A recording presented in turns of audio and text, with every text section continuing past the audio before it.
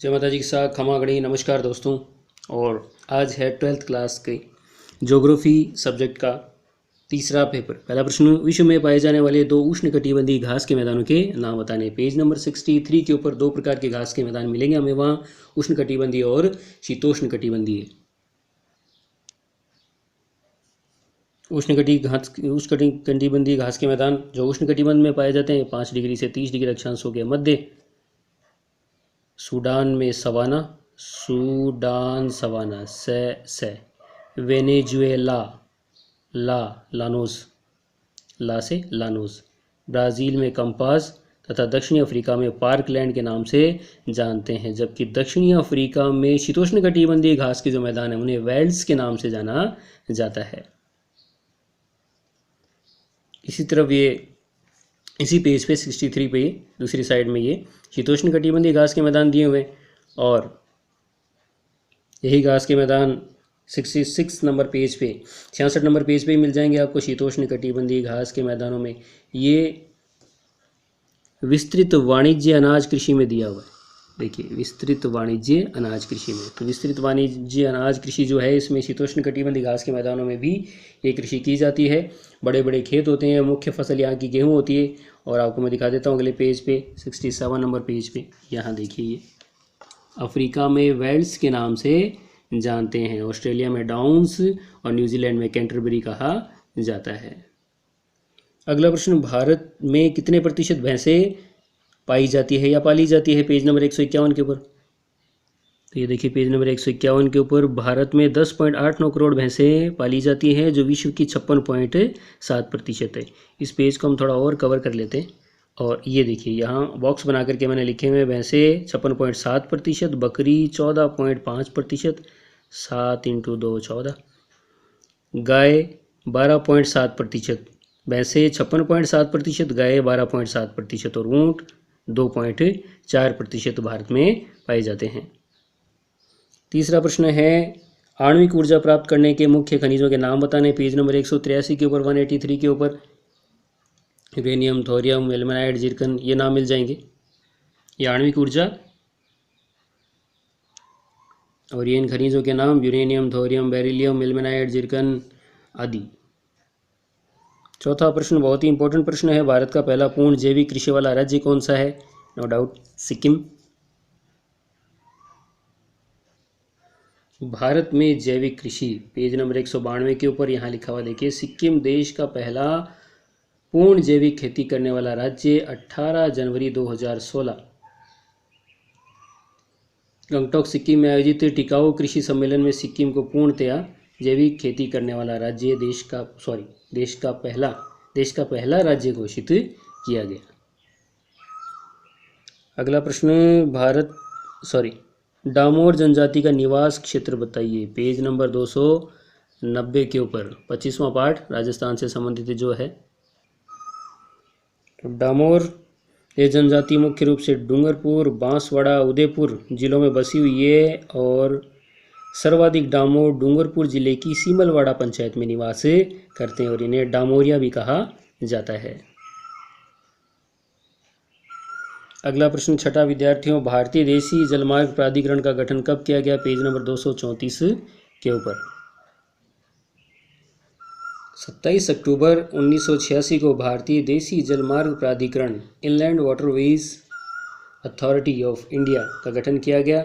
अब ये 6 जलमार्ग कौन कौन से ये भी देख लीजिए साथ साथ में। पहला मार्ग है हल्दिया से इलाहाबाद गंगा नदी, उसके बाद में ब्रह्मपुत्र नदी पर सदिया से धुबरी तक, उसके बाद में केरल में चंपाकारा नहर, फिर पश्चिमी तट नहर जो कि कोल्लम से कोटापुरम तक है, ये दोनों केरल के हैं, जैसे कि यहाँ आपको लिखा हुआ दिख भी रहा होगा। पांचवा केरल में उद्योग मंडल नहर जो 22 किलोमीटर लंबी है, ये एक जलमार्ग है। और छठा है इसमें असम में भागा से लखीपुर जो कि 121 किलोमीटर लंबा है, और कौन सी नदी पर है, बराक नदी पर है। ये जो बराक नदी है वो ब्रह्मपुत्र की सहायक नदी है। तो अभी जो हमारे 6 प्रश्न थे वो 1-1 अंक के थे। अब देखिए 2-2 अंक के प्रश्न। इसमें पहला है, यानी कि हमारा 7वां प्रश्न, वायु प्रदूषण के नियंत्रण के लिए 4 सुझाव मांगे गए हैं। पेज नंबर 141 के ऊपर, माफ़ी चाहूँगा, पेज नंबर 111 पे। वायु प्रदूषण के नियंत्रण हेतु उपाय। प्रदूषण रोकने के लिए वृक्षारोपण करना, क्षेत्रफल में कम से कम 33% भाग पर वन होनी चाहिए, ग्राम नगर के समीप हरित पेटी का विकास किया जाए, और सामाजिक संगठन, सरकार और लोग व्यक्तिगत रूप से भी आगे हैं तब इसे रोका जा सकता है। और वैसे इन दिनों वायु प्रदूषण कम ही है, लॉकडाउन के चलते लोग घरों में बंद हैं, वाहन चल नहीं रहे, तो प्रदूषण के मामले में तो बहुत कुछ सुधार हो गया है। लेकिन एक महामारी के रूप में ये जो वायरस फैला हुआ है एक भयानक स्थिति है। प्रदूषण का कम होना तो अच्छी बात है, लेकिन लोगों का चले जाना, लोगों की मौत का जो आंकड़ा है वो बढ़ते जाना, ये थोड़ा ठीक नहीं है। बहरहाल हम जल्दी ही इस बीमारी से निजात पालेंगे, मुक्ति पालेंगे। दूसरा, वाहनों के प्रदूषण पर नियंत्रण किया जाए। पेट्रोल डीजल की अपेक्षा सौर ऊर्जा, बैटरी चालित इनका उपयोग हो। निर्धूम चूल्हा, ऐसे चूल्हों का इस्तेमाल हो जो धुआं न छोड़े। पेड़ नहीं काटे जाएं। अगला पॉइंट, ईंट भट्टों में बर्तन बनाने व पकाने जैसे उद्योग शहर से बाहर हों। उद्योग के नवीन तकनीक का उपयोग एवं शहर से बाहर स्थापित किया जाए। अगला प्रश्न, 4 प्रादेशिक व्यापार समूह के नाम लिखिए। नाम ही पूछे हमसे पेज नंबर 106 के ऊपर। जैसे कि आपको याद है, इससे पिछले वीडियो में भी हमने देखा था एक सारणी के अंदर लेफ्ट साइड का पेज था और उस पर दिया हुआ है। तो ASEAN, CIS, Commonwealth of independent states, संयुक्त स्वतंत्र राष्ट्रों का राष्ट्रमंडल, EU, यूरोपियन संघ, Latin American integration association, LAIL, उसके बाद में north American free trade association, इसे नाफ्टा भी कहते हैं, NAFTA, ओपेक, कल हम चर्चा कर ही रहे थे, OPEC, और ये साफ्टा। नाम लिखने हमें। तो थोड़ा देशों के जो नाम हैं उनको थोड़ा देख लेते हैं, ट्रिक देख लेते हैं उनकी। आसियान के देश, यहाँ मैंने लिखा BPLTV CMC। BPLTV का मतलब Brunei, Philippines, Laos, Thailand, Vietnam, Cambodia, Malaysia, Singapore, Indonesia, Myanmar. ठीक है, यहाँ आपको फिलीपींस लिखा हुआ नहीं दिखाई दे रहा होगा, जबकि ये इसका सदस्य देश है। ये CIS के जो सदस्य देश हैं उनके यहाँ नाम लिखे हुए हैं। तो यहाँ देखिए, ए आ उ है ना, यू, कै खे ता तू बेमारू, Azerbaijan, Armenia, Uzbekistan, Ukraine, Kazakhstan, Kyrgyzstan, Tajikistan, Turkmenistan, Belarus, Moldova और रूस, ये सदस्य देश हो गए इसके। और इसी तरह ये लैटिन अमेरिकन इंटीग्रेशन जो एसोसिएशन है उसके जो देश हैं उनके नाम याद करने के लिए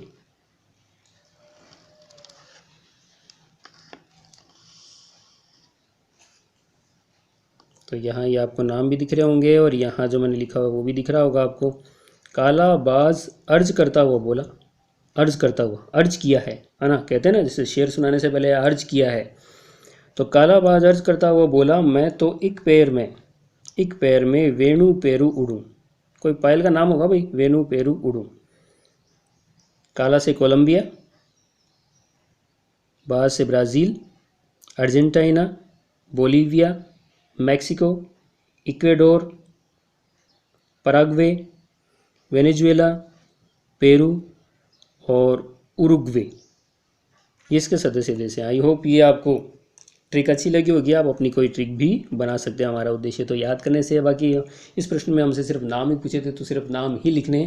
कोशिश कीजिएगा कि आगे के किसी बड़े क्वेश्चन में भी हमसे व्यापारिक समूह के बारे में भी पूछा जा सकता है, तो ये सदस्य जो देश हैं उनको याद करने का एक तरीका। कार्बन की मात्रा के आधार पर कोयले के प्रकार पूछे हमसे। एंथ्रेसाइट, बिटुमिनस, लिग्नाइट और पीट 4 प्रकार के कोयले होते हैं। पेज नंबर 174 दिखा आपको। एंथ्रेसाइट कार्बन की मात्रा 80 से 90%, उसके बाद में बिटुमिनस 75 से 80%, लिग्नाइट 50% और पीट में 50% से कम। अलग अलग किताबों में ये प्रतिशत की मात्रा में आपको अंतर मिल सकता है। 10वीं की क्लास की जो SST की बुक है उसमें देखेंगे तो आपको थोड़ा बहुत इसमें परिवर्तन मिलेगा।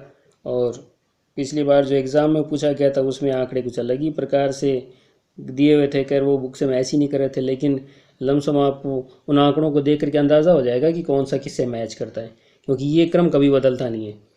सबसे उच्च क्वालिटी का, उसके बाद में बिटुमिनस, ठीक है, सबसे उच्च एंथ्रेसाइड, फिर बिटुमिनस, लिग्नाइट और सबसे निकृष्ट जो कहें हम कार्बन बनने की, यूँ कहें कि कोयला बनने की प्रारंभिक अवस्था होती है जिसे पीट के नाम से जानते हैं। तो अगला प्रश्न है, नारेगा के 6 प्रमुख लक्ष्य बताइए। सॉरी, नारेगा, नरेगा, मनरेगा, सॉरी, कोई व्यक्ति विशेष याद आ गया था। खैर आगे बढ़ते हैं हम लोग, आप शायद समझ गए होंगे, और खैर ना समझे तो भी ठीक है। महानरेगा के 6 प्रमुख लक्ष्य बताइए। तो सबसे पहले तो विद्यार्थियों हमें इसका पूरा नाम पता होना चाहिए। नरेगा, इसे मनरेगा भी कहते हैं, ठीक है। हिंदी में हो जाएगा महात्मा गांधी राष्ट्रीय ग्रामीण रोजगार गारंटी कार्यक्रम, और इंग्लिश में हो जाएगा ये the Mahatma Gandhi national rural employment guarantee act 2005, ठीक है। ये Mahatma Gandhi national rural employment guarantee act, तो ये इसका पूरा नाम हो गया। अब हमसे इसके लक्ष्य पूछें तो ये 256 नंबर पेज पे इसके लक्ष्य दिए हुए हैं। रचनात्मक सुविधाओं का विकास करना किसी भी संबंधित क्षेत्र में, ताकि लोगों को रोजगार उपलब्ध हो सके, गरीबों की आजीविका सुनिश्चित हो सके, संबंधित क्षेत्र के जो प्राकृतिक संसाधनों ने बढ़ावा दिया जा सके, ग्रामीण परिसंपत्तियों का उपयोग हो, उनका निर्माण हो, ग्रामीण गरीबों को सुरक्षा तंत्र उपलब्ध करवा करके स्थानीय अर्थव्यवस्था को बढ़ावा दिया जाए। 5वां, महिलाओं का सशक्तिकरण सुनिश्चित हो, महिलाओं को भी तो रोजगार मिलेगा। और ज़मीनी स्तर की जो लोकतांत्रिक संस्थाएं हैं उनका सुदृढ़ीकरण करना, ग्राउंड लेवल की जो लोकतांत्रिक जो संस्थाएं हैं, ग्राम पंचायतें, पंचायत समितियां हैं, उनको मजबूती प्रदान करना। तो ये 6 प्रमुख लक्ष्य हैं। आई होप ये वीडियो आपको अच्छा लगा होगा। अच्छा लगा तो इसे लाइक कीजिए, अपने दोस्तों मित्रों के साथ में शेयर कीजिए, और अगर इस चैनल पर पहली बार आए हैं तो कृपया करके इसे सब्सक्राइब कर लीजिए, और इसके पास में जो घंटी का निशान है उसे दबा दीजिए, उस बेल आइकन को प्रेस कर दीजिए, ताकि आने वाले वीडियोज़ के नोटिफिकेशन आपको टाइम पर मिलते रहें। जय हिंद, जय भारत।